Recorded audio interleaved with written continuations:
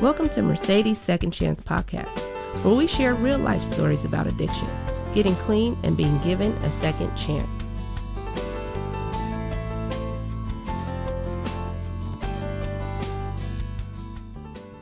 Hello, my name is Mercedes Whitecath. Welcome to the Mercedes Second Chance Podcast. And today we're in here having a conversation. We're going to tell you a little bit about what this podcast is about and kind of what brought me and you together and why I wanted to do a podcast at all. My name is Ezell Watson. Ezell Watson, Portlander now for the last 10 years, native to Birmingham, Alabama. All right.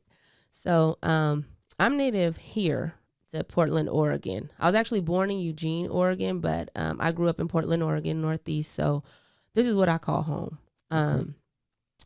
And I'll just start a little bit about my story. I'm half Native American, half Black. And I was raised by an Oglala Sioux woman. She was from the Pine Ridge Reservation in South Dakota. And she was a really prideful woman. She ran away when she was 13 years old. She went to boarding school, and she had she experienced a lot of abuse from the boarding school and at home, and in every sense of the way you can experience abuse. And one of the things I think that she carried with her is, and to this day I still do sometimes, I'll scrub myself like really, really hard, right? Because when I was little, my mom used to make me scrub really hard, but she also told me when she was in boarding school, they would tell her that, you know, if she scrubbed hard enough, she could get the brown off. And I think that instilled a sense of like loathing, self-loathing and hate and stuff like that. But my mom, you know, she was a beautiful person and I love her so much. But what I will say is that my upbringing was pretty tough because I don't really know when she got addicted to heroin, but I know that she became an active intravenous user for as long as I can remember. And she didn't get off until I was 13. And so I did have a good mom. You know, she kept a roof over my head. She was there. But a lot of my childhood was, I seen spoons and needles, and, you know, we didn't have school clothes and food. And, or if we did have food, it was like food box food, and it was like fix it yourself. I was always roaming the neighborhood looking for my mom because she was always out looking for a hit, you know. And so I remember thinking really young, like, I want to die. I don't like this life. And I couldn't have been more than 8 years old. And I would talk to my mom about it. But what I will say, I think, is that my mom, she definitely instilled in me a lot of pride. You know, when I was little, she would always tell me this story about Crazy Horse. And he was from our tribe. And he was like, I would say like our Jesus. He was definitely, he loved his people. He was for his people. He was like, he'll go fight frontline, you know, against the government for his land and to make sure that they didn't kill off his people. And she let us know that in the end, he was killed by his own people, you know. And I remember her saying that when they killed him in the tent, they were stabbing him. And he said, basically in Sioux, like, can't you see my brother? I'm already dead. You don't have to kill me anymore.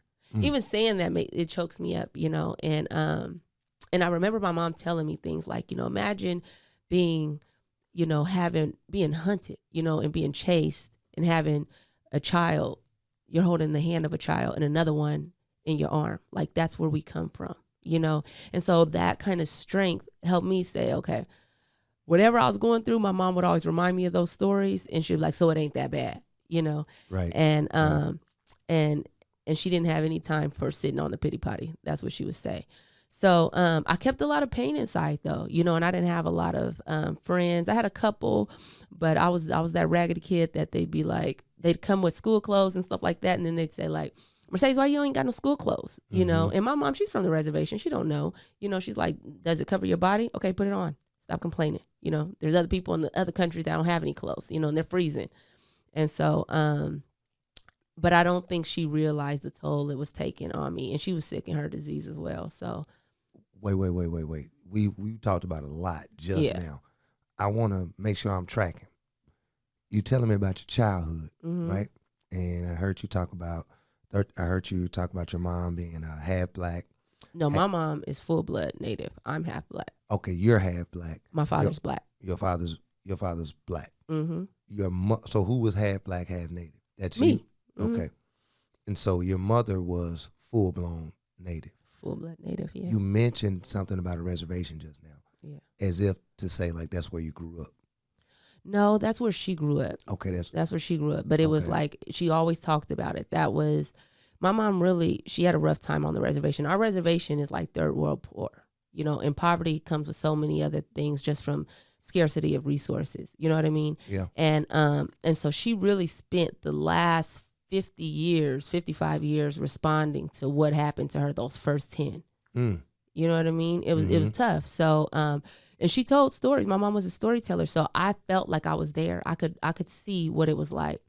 But yeah, and I don't want to like just put it all on my mom and my childhood. I want to kind of go into a little bit more about where that took me. I just wanted to say how that affected me. And so affected you how? Because I think like we talking about like I know you, right? Yeah. And I wonder like what kind of story are you telling me right now? Okay, so I'm just I'm laying the groundwork. So this is how I grew up, right? Okay. So my idea was, okay, how do I get out of here? And my teachers, they always poured into me. They were like, Mercedes, you're really smart. You can go to college. And when I was 13 years old, my mom got off of heroin. She got clean. And then I went to high school, and they told me, you can graduate and you can go to college, you can get a degree, and you can have money and a car, and you can buy a house. And that was always my dream, was to buy a house, buy my mom a house, because she was serious about having land, especially being Native American. And how can you be Native American and, original inhabitant of this land and not have any? And so I went to school, and I just, poured myself into school. And what ended up happening is I got a full ride scholarship. I was a Bill Gates scholar, and I got a scholarship to the University of Oregon. And then I went there, but all that trauma went with me. And so although there was those accolades, and I was able to flourish as a student, I had unresolved trauma, untreated trauma.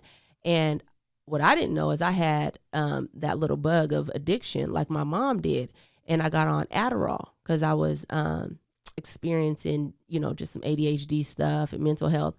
And when they did that, one of the worst things you can do is give like an opiate or an amphetamine to an addict, because we don't know when to stop. We'll take it, and when everybody else stops, and they're doing it as prescribed, we won't stop.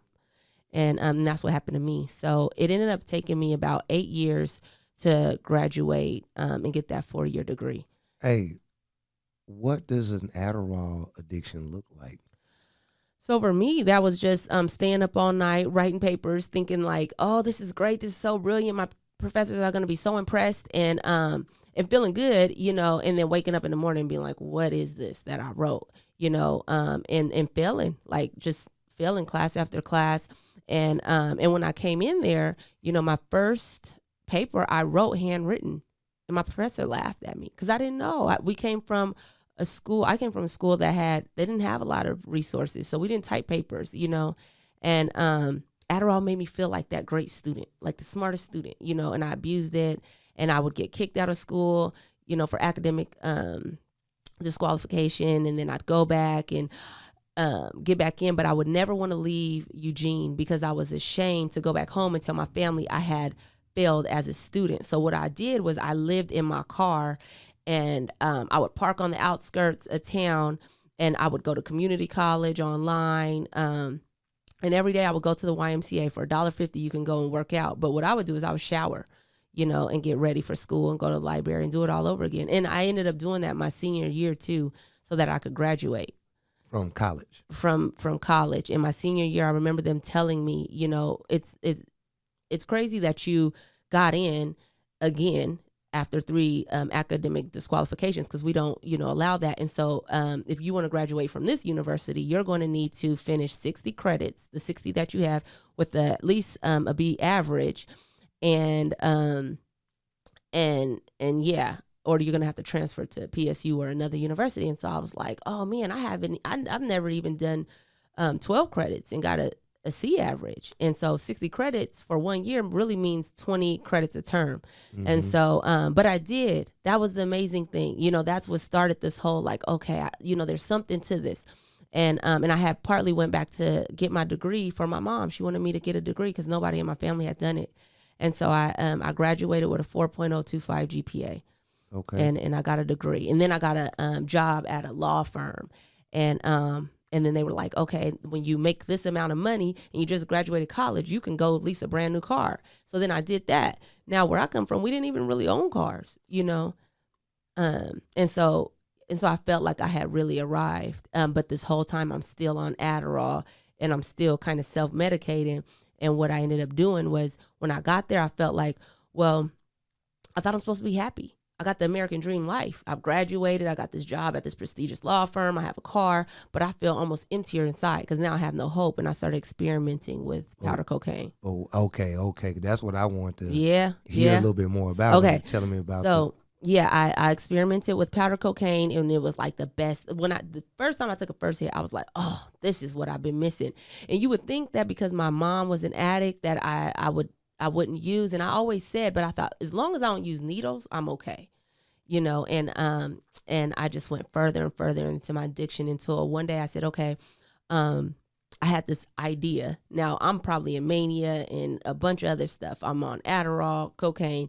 I decide I'm going to go to Los Angeles because Oprah is in Los Angeles and she does all the self-help and I like it, and she's going to hire me and I'm going to get discovered as an actress and you know, my life is about to pick up. I'm going to blow up, right? And so I pack up my car and I just go and move to Los Angeles with the little bit of money I had. I'm behind like 6 months in the car payment. That's another reason I left, because I didn't want them to come repossess my car. So I was like, if I go to LA, make some money, you know, give me a minute to readjust. And so I got down there, and what ended up happening is I landed in South Central. I took a exit on, I think it was a 10 freeway, and it said Manchester. Now I hadn't watched Boys in the Hood or South Central or any of those things, so I don't know anything about it. I know it looked rough, you know. And I stopped and I got gas at something that said the Hoover Street gas station. And I thought, oh, you know, we got a gang back home called Hoover. I wonder, does that have anything to do with this? Because I'm totally green. I don't know. And I remember there was a body being taken. There was a helicopter all during this time.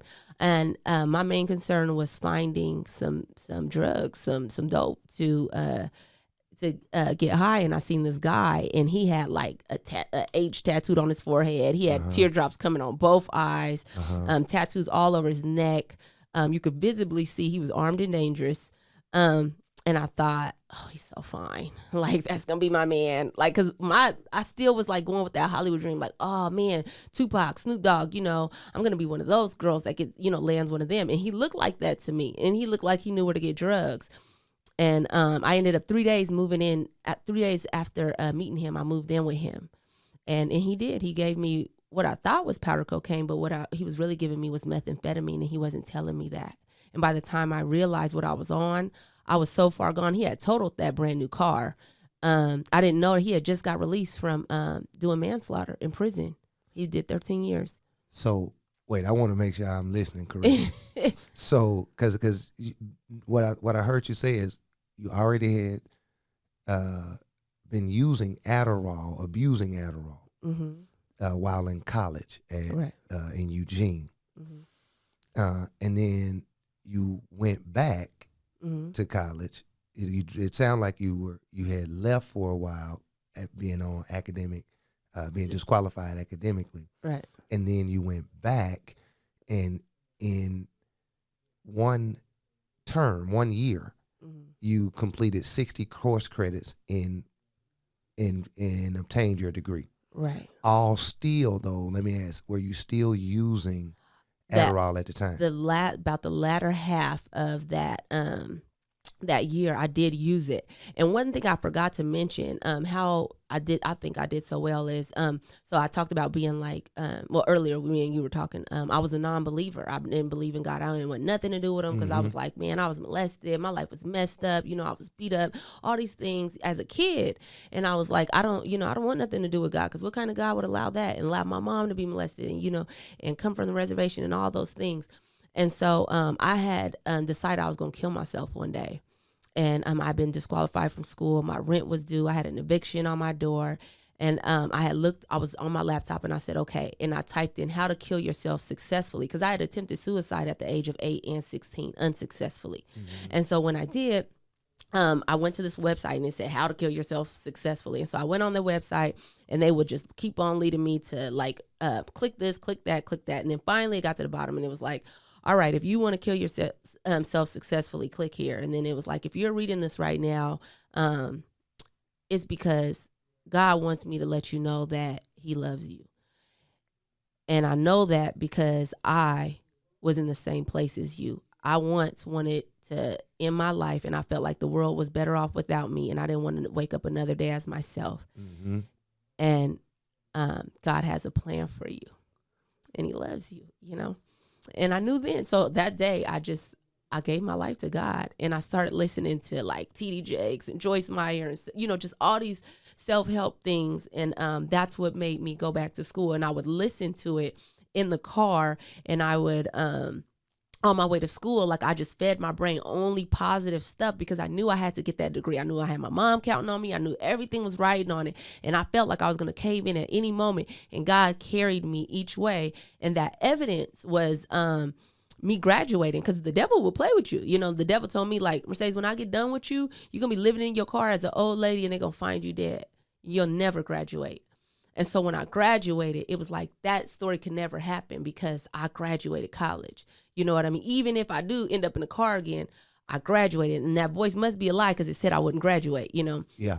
So, yeah. So fast forward back, that's why I wanted to, you know, go work for Oprah and stuff. Because I was like, I got a story too, you know, and I'm all about, you know, positive motivation and stuff like that. And, but what, you know, I ended up just running the streets with that guy. He was a Hoover Crip, and we were living in and out of motels, and then it went from just living in abandoned buildings and just doing dope, smoking dope, snorting dope. Like I'm 5'10". I got down to about 122 pounds. And he was really abusive. And he forced me to have a baby. He took away my my birth control, and then he wouldn't let me out of his sight, you know. And I had such a strong habit for that drug that I was like a slave. And Wait. He forced you to have a baby. Yeah. So you're a mother now too? No. So I got an abortion because at 5 months I ran away from him, and he just told everybody, like, you know, he called me a white girl. He was like, you know, that white girl's the police. You know, y'all got the green light on her so that people would attack me. You know, we in South Central, so people die every day. And so they were like, you got the green light. And they did. I got whooped on plenty of times, you know, because of that. And I was just so hurt that I'm experiencing all those things, and he's, you know, doing who knows what. And he started all this. And the whole time my mom is like, come home, Sadie's, like, you know, I know you're not doing good. I love you. Just please come home.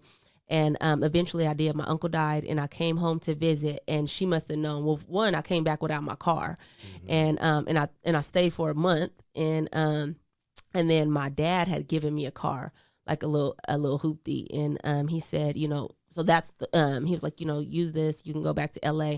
And my mom was so afraid for me to go, you know, she was like, I want to ride back with you. Now I'm still got my habits, so I'm like, no, I want to go with my friends because I want to get high. I want to, you know, and I can't get high with her. And at this time, she had relapsed after 13 years clean. She had relapsed on heroin. And so I just used that guilt on her. I was like, no, I don't want you to go because you're going to be nodding. And it reminds me of when I was a kid, and, you know, just anything I could say. And she's pawning things to get money because I ain't even got money to go back, you know, and she's like fronting the bill and everything like that. So I was like, all right. And everybody's flaking on me. So I let her drive to LA with me.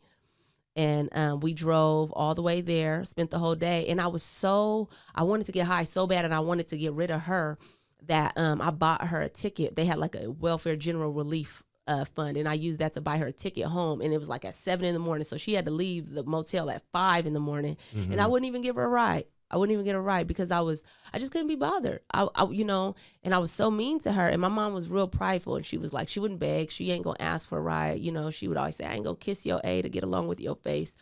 And I remember her coming in. I like that, Mom. Yeah. I'm not gonna kiss your ass to get along with your face. Yeah, that's what I'm she using said. that. Let me write that down. So she was like, you know, So that all that happened, and then I just remember that last day she was hugging me, and she was like, Sadie's, I love you. And I really can't remember everything she said to me. I remember her walking out the door, and she had this black jacket and this little backpack. She had her little black leather jacket. And Native women, they love their little leather jackets, their black leather jackets, and I remember feeling the love, but and I remember her just wanting to hold on, not let me go. What I didn't know is that's the last time I ever would see my mom again, because they found her. She overdosed on heroin about 2 months later.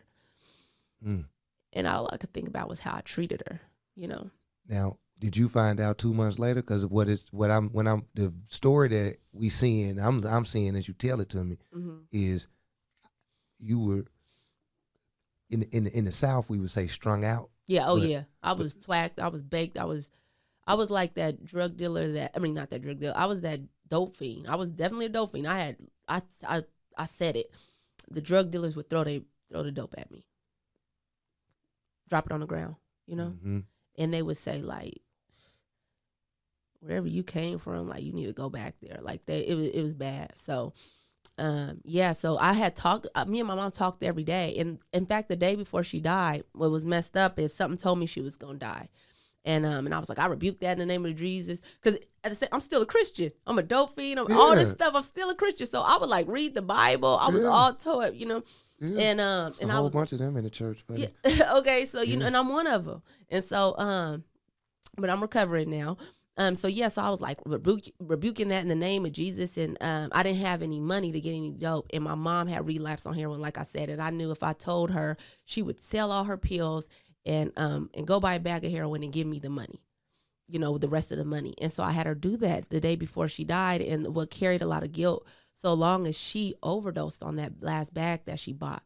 And I felt so responsible, because I was like, had I not asked her for that money, knowing she would go sell her pills and get $300, spend $20 on her own bag, and send me $280, But she wasn't. I thought she had went back to.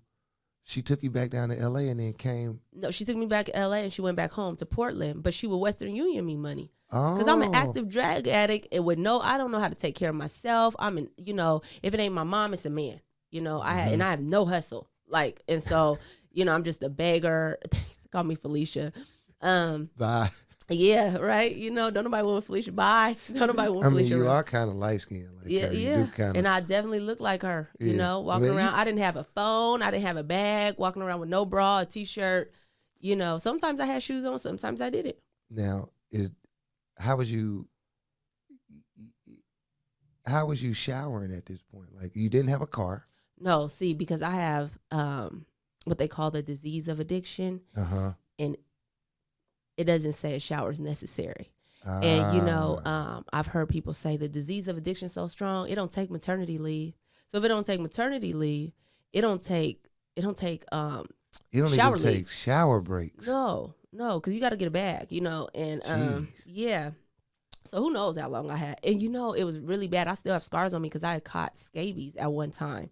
And I almost like did some real damage because I got in a psychosis. I was doing so much drugs that I would stay up for 4 or 5 days at a time.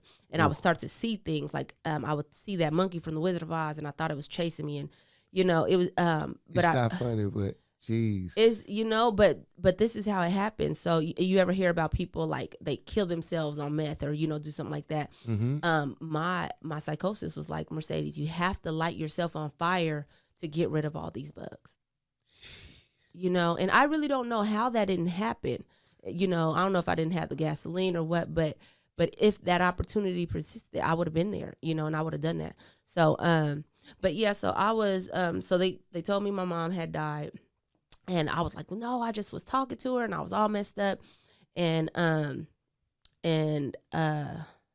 if I had any bit of sanity, it was gone after that. Like, I stopped looking life in the eye because I was thinking, Mom, I ain't bought you a house yet, and I want to get you some land, and I want to show you that our tribe is, we win too, and and I want to be that man and love you the way these other men didn't love you, but in a daughter way. Yeah. And now you gone, so what now? And I just wandered the streets and just got as high as I possibly could get. And what ended up happening is I got kidnapped by some gang members, some Hoover gang members, and I was brutalized and I was assaulted.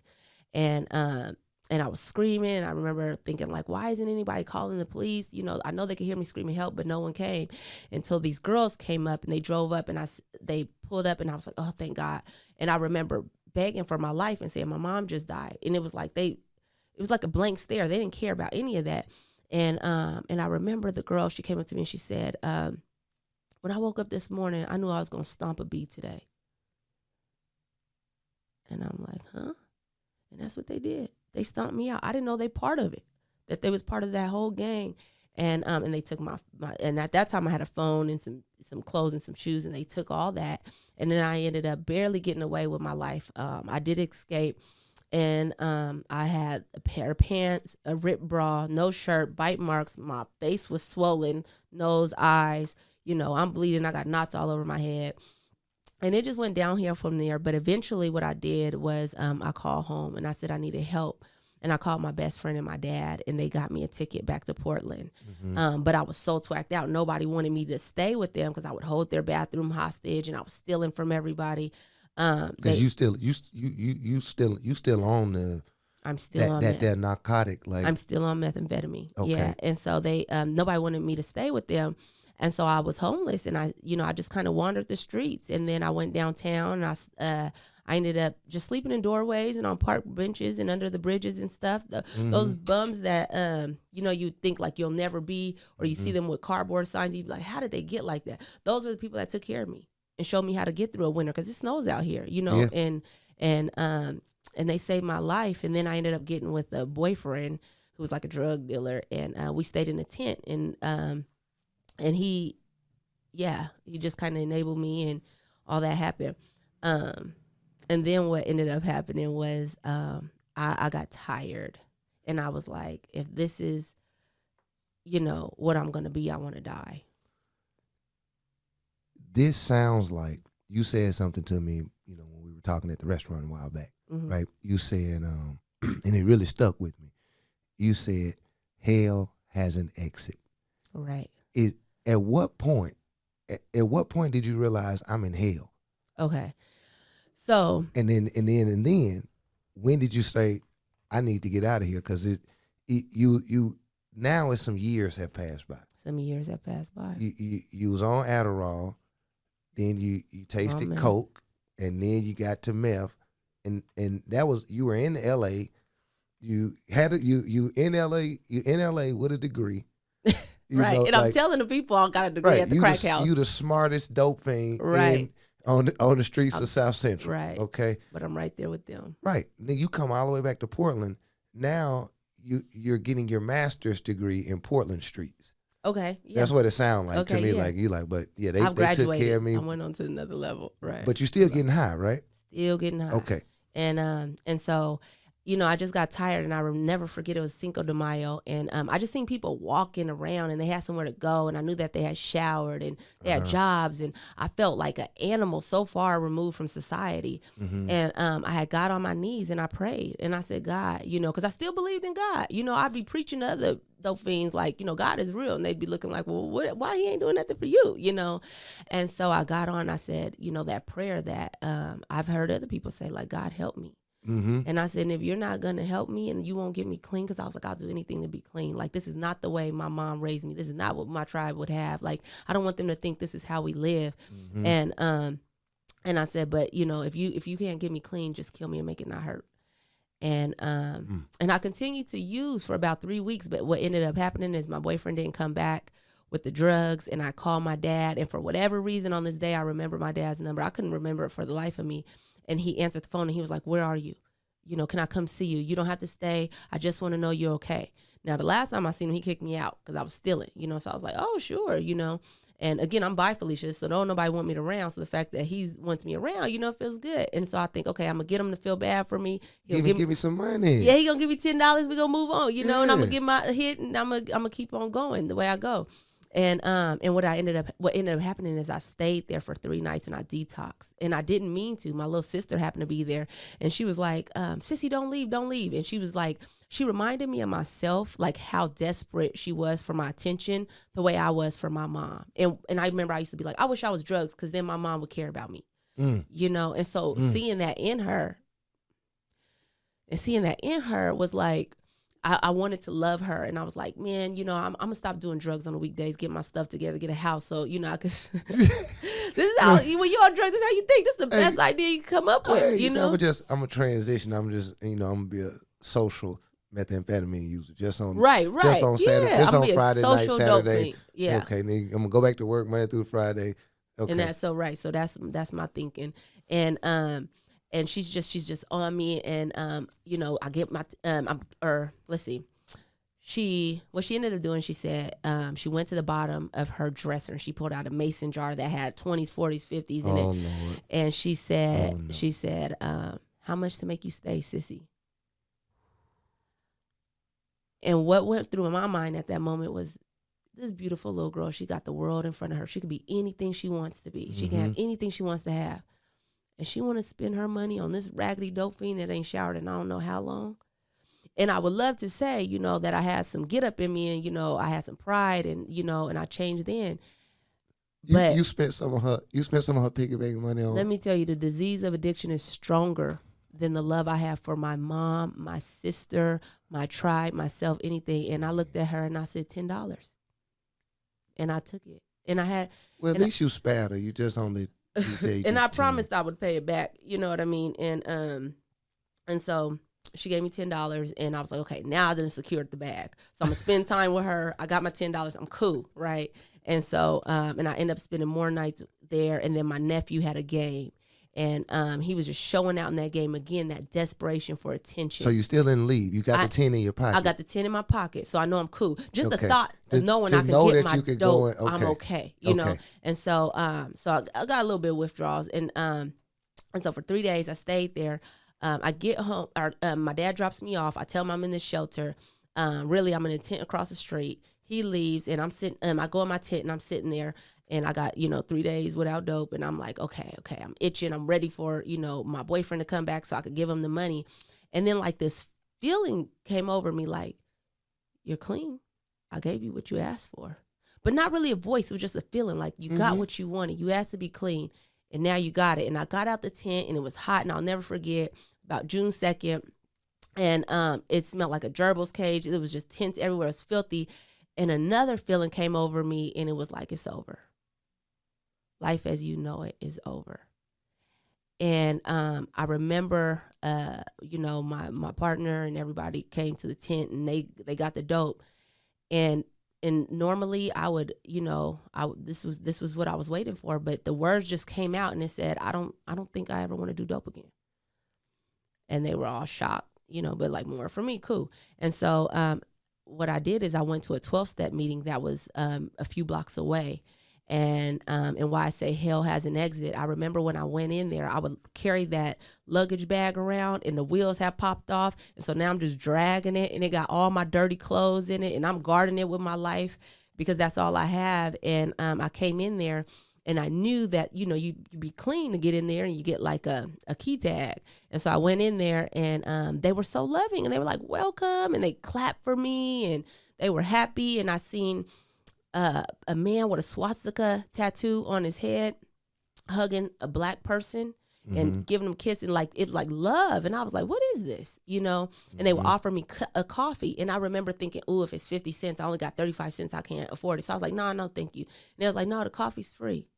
Like they already knew. And they brought me cookies, and they just said, keep coming back. And they said, there's another meeting here in a couple hours, and you could stay. And they let me stay, and they said, your bags is safe over there. They treated me like a human being. Like, they didn't say, get them dirty bags out of here. You're probably bringing bugs in here. They said, your bags is safe. You safe. And I stayed, and I kept going, and I stayed going to those meetings for about a month before I got into treatment. And because somebody suggested I get into treatment there, and I was like, okay, how do I do it? And they walked me through the process. And one of those things why I say hell has an exit, the love that I got there, they gave me a service position, and I was the coffee maker. And I didn't want to I wanted to be of service because they gave me so many things. I wanted to give something back, but I hadn't showered, and I was dirty, and I was standing in soup lines, and I was so afraid that when I make the coffee, somebody's going to say, oh, she's dirty, she stank, I don't want her touching my coffee. But when I would make it, they would come and they would say, this is good coffee. Mercedes, you make good coffee. We want you to always make our coffee. And I just felt like I'll do whatever to stay here, you know? And I got in a treatment, and I remember that first night of treatment, I had prayed to get in, and they gave me one towel, one washcloth, one pillow, one cover, and one sheet. And they gave me a key to a little studio room. And I was so happy. And as soon as they closed the door, it like something clicked. Like, these people expect you to be clean for 6 months, you know, and you couldn't even be clean for 6 hours, you know. And so I got on my knees and prayed, because that's the one thing my mom always taught me to do. Don't ever be too proud to get on your knees and pray, you know. And I got on my knees and I said, God, I done talked myself into some stuff. I done convinced these people that I could stay clean, and I know I can't. So you got to help me. This time you got to come through. I'll do anything you want me to do. Just keep me clean.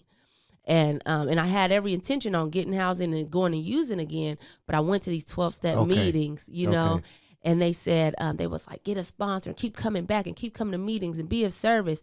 And I would listen to these stories of these people who would go from Park Bench to Park Avenue, and, you know, from homeless to homeowners. And I wanted a part of it, and they felt good about themselves. Sound and like the commercial. It was real though, you know, but this really happens here in our town. And, and I remember, a man talking about he used to abuse, he abused younger children.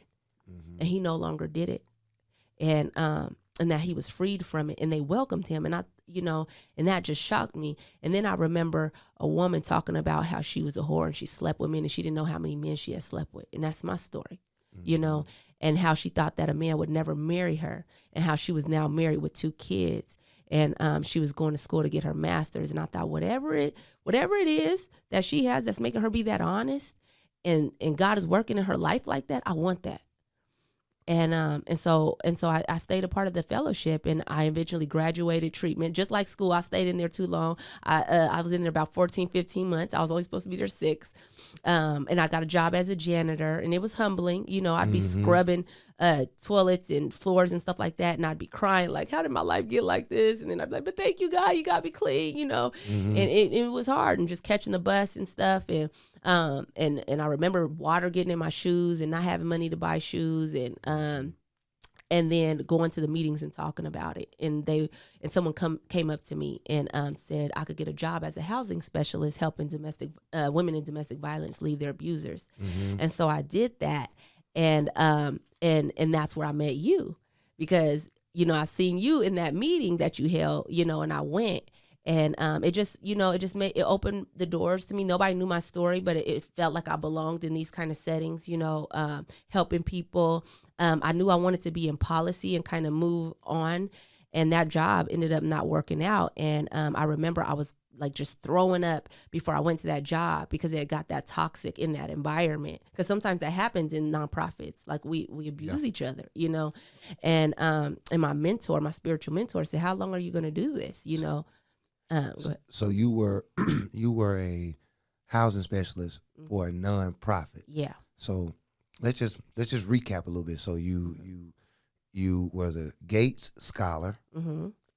I think I remember knowing this about you. You were also a Rose Festival Princess. Festival Princess. That's a big deal here in the state of Oregon, the city of Portland especially. Yeah. How many of those are there every year? Maybe 10 or 20? I don't know how many. I think it was about 12 or 14. 12 or 14. So out of all the ladies in the city, you were selected to be royalty. Yeah. Yeah, and then you being Black and Native, I imagine that here in Portland, it was mostly white girls that was princesses. So you was like extra.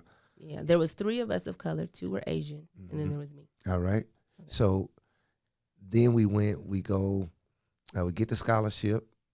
Along with the scholarship, we get enrolled in school. We develop the prescription drug habit. It transitions over to more illicit and hard drugs. You lose your mom in the process. By the way, the mom who, when you were younger, I thought I heard you tell me in another conversation, you didn't necessarily believe on God when I was little. Yeah, I didn't believe in God. I would laugh at her when she would pray.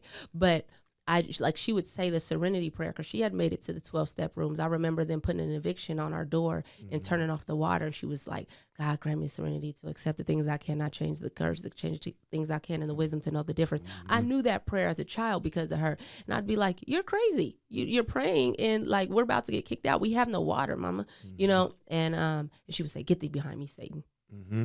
She was that strong in her faith. And I know that she's in heaven because, like it says, like, she fought the good fight.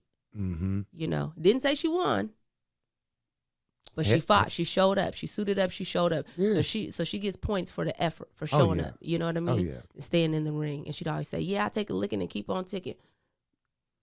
Because that was life for her. She's 50% you. I mean, you're 50% her. I'm 50% her. So you definitely have taken a licking, and you definitely don't look like what you would expect someone to look like with that story. Right. With that kind of story. So now we're at the place where you crying, you are in the in treatment. I'm no longer living in a tent. I'm clean. I'm a housing specialist. I'm meeting people like you, professionals out here, and but the job's not working out. And my spiritual mentor told me I could quit. And so I thought, no, that's for the privileged folks. My mom said the best thing that could ever happen to me is I get a city job. You know what I mean? And be able to retire. So I was like, I can't do that. Like, I got to retire here. And I was so loyal to it. But amongst working spiritually within myself, because we got a saying in the 12-step programs, and we say it's an inside job.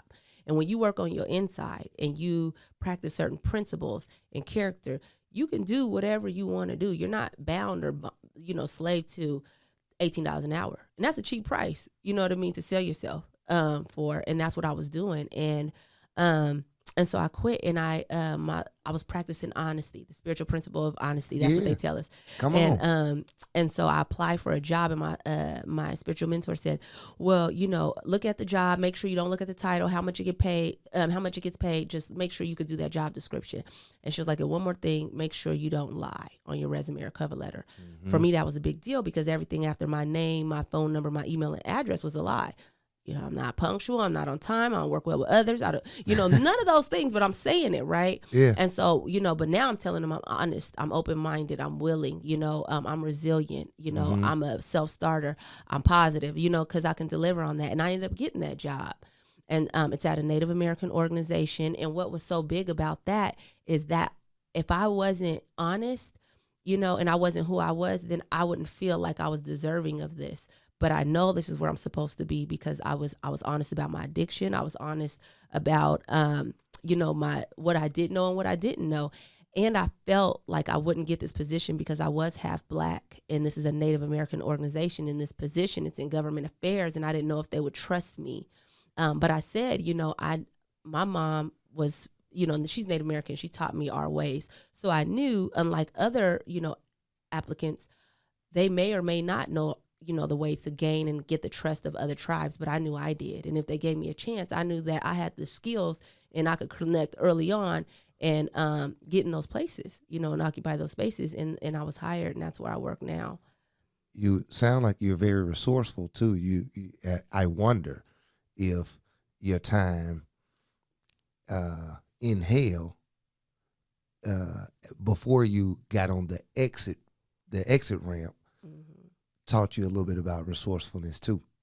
Yeah, because you got to use everything. In those rooms, everybody just really, helps each other. We learn.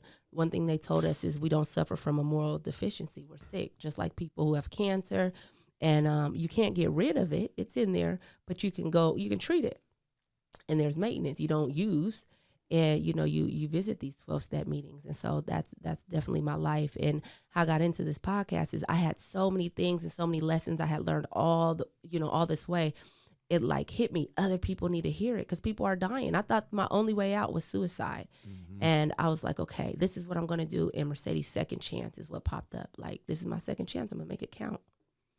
It sounds like, honestly, it's definitely a second chance, but it really sounds like a fifth, sixth, eighth chance. But I feel like what I hear you saying is that we fall down 7 times, we get up 8. Like, you're never out. You're never out until you're out for good.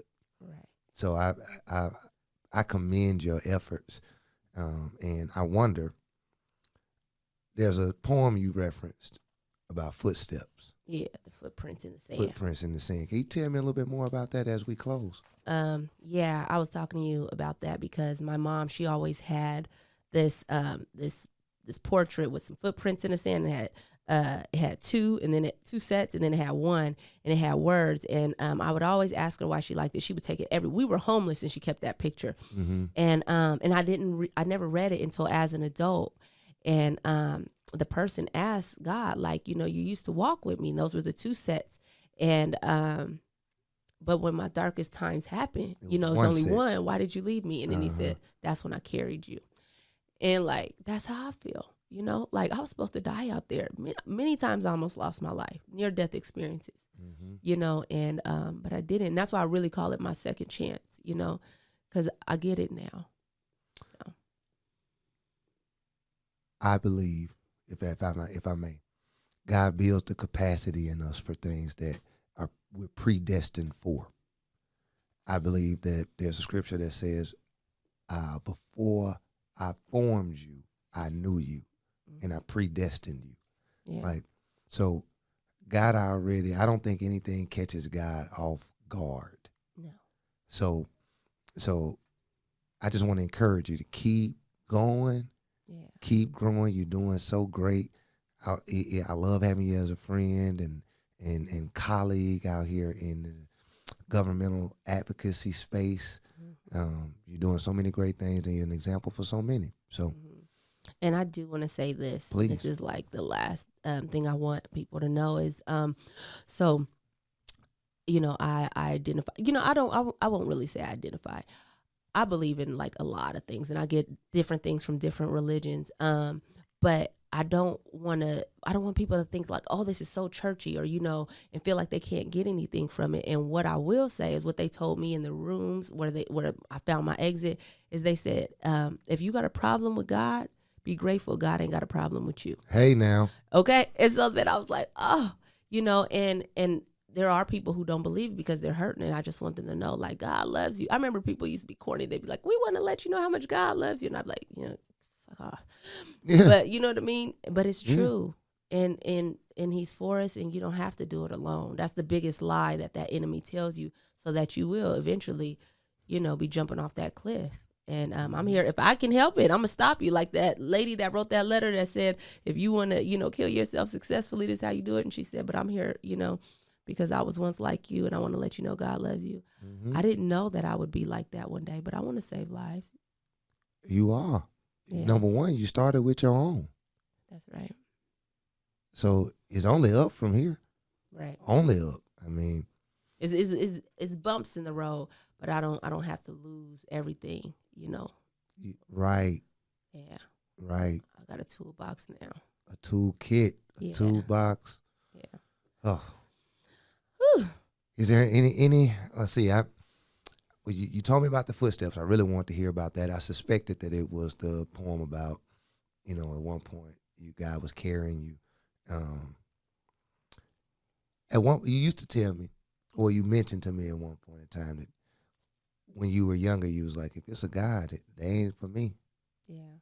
Now I'm like you. I'm a Christianity was probably my gateway, but I'm more of I like to use the term universe or divine energy, source energy. Do you feel like now that source energy is still against you? I don't think it was ever against me. I think what that friction was me resisting. Yeah. As soon as I stopped resisting, I float like a feather. Well, that feels like to me a real good place to put a comma or a semicolon. Right. And let's not resist the timer that has indicated for us that we might be out of time for today. There we go. All right. Well, thank you. You're very welcome, Mercedes. I can't wait. Hopefully I'll get to come back and chat with you a little bit more. Oh, yeah, you will. Okay. All right. Thanks for listening. Please like, share, subscribe, and visit our website at mercedessecondchance.com.